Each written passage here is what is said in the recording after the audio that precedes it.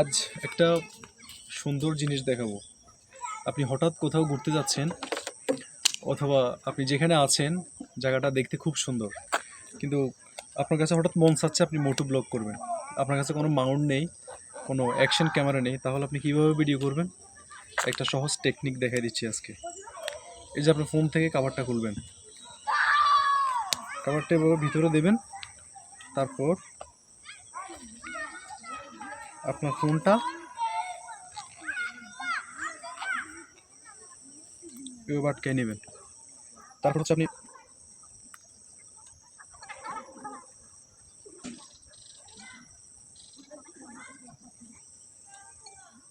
এই যে এখন ভিডিও হচ্ছে, কাছে এনে দেখান, আবার দূরে নিয়ে যান।